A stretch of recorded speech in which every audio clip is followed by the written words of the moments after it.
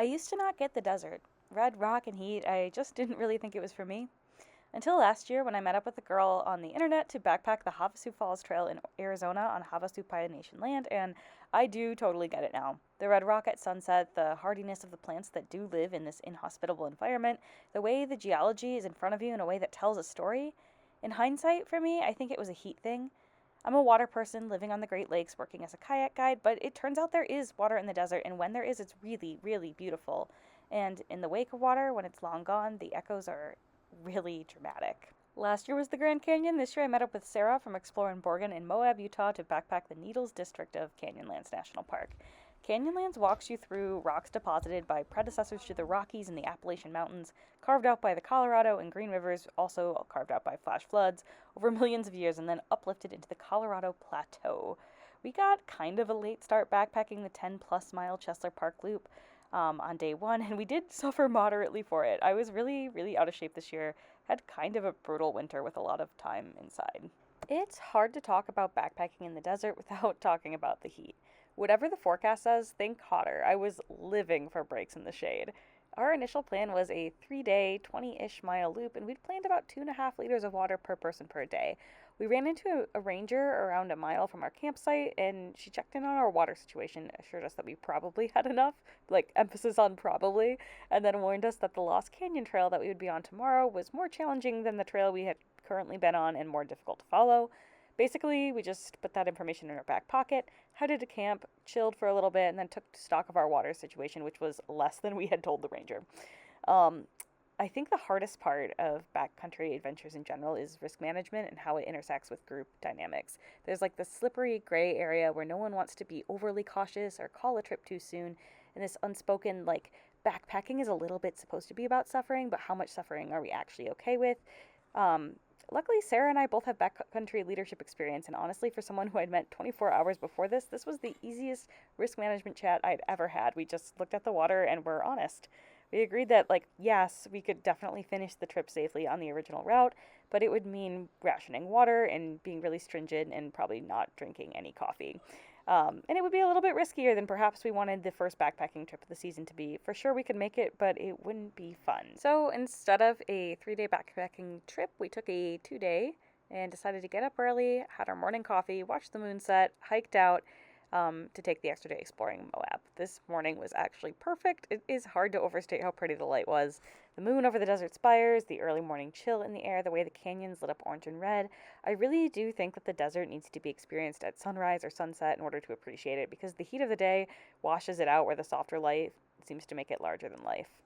I thought this section of trail was probably the most stunning, but it was also rated challenging, and it turns out it was rated challenging for a reason. There were some super sketchy spots, like the one on the left here, that I could have used a helmet and ropes on. The one on the left is actually pretty mild, and I don't have any videos of the harder ones because I was concentrating on not dying.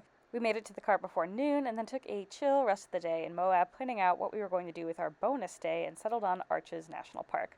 Arches requires a timed entry ticket between 7 a.m. and 4 p.m. And listen, I'm from the Midwest. I do most of my recreation there, and it's pretty rare in the Midwest that you go to like a state park or national park, and it's truly crowded, especially not at 6:30 a.m.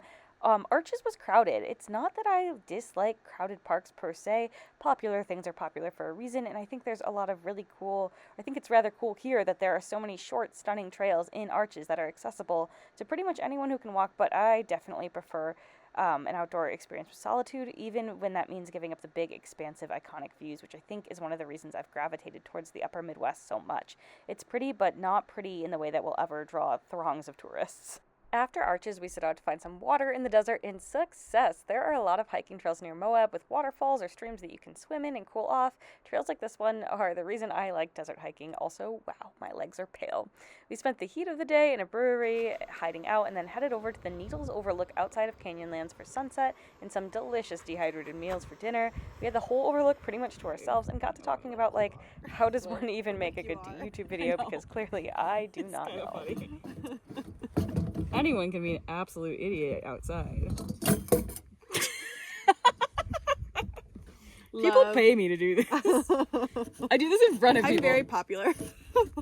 I'm wildly popular and extremely qualified.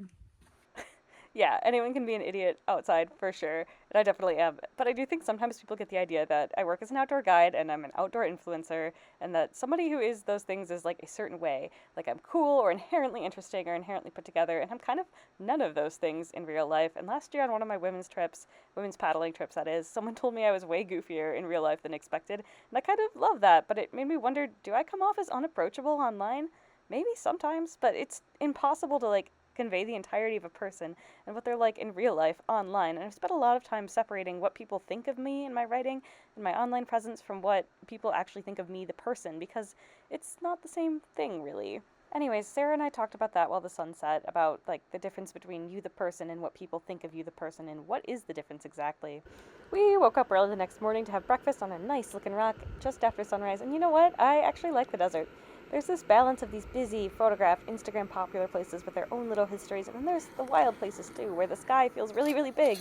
And even though we were just making breakfast on an MSR stove, sitting on a rock a few feet from the car, felt like an outside of time moment, like one of the postcards I would tape in my journal when I was in high school. The Needles District of Canyonlands is sort of the place to be if you want that more remote desert experience, and we stayed at Glamping Canyonlands, which is on the entrance road into Needles.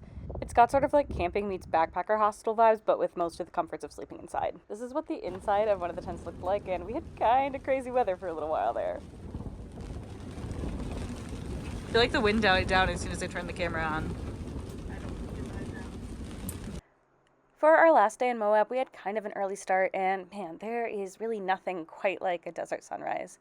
We squeaked in one more waterfall hike, and honestly, this 2-mile hike scratched the same itch as the Havasu Falls Trail. The Havasu bucket list hike turned me on to desert hiking to begin with, but I actually kind of think it's overrated, and overall, Canyonlands and Moab was for sure a better experience.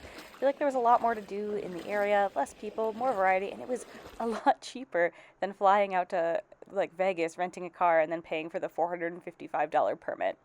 I would say if you want to do the Havasu Falls Trail, do it, but if you're borderline, there are a lot less bucket listy hikes that are overall a better experience. Anyways, all that, and then it snowed on our way out of Moab into Salt Lake, and I'm ready for spring. It has been a really long winter, and I'm looking forward to making hopefully more YouTube videos of probably mostly kayaking content TM, out in the Apostles, so stay tuned. Hit subscribe. Hit subscribe. I'm really good at this.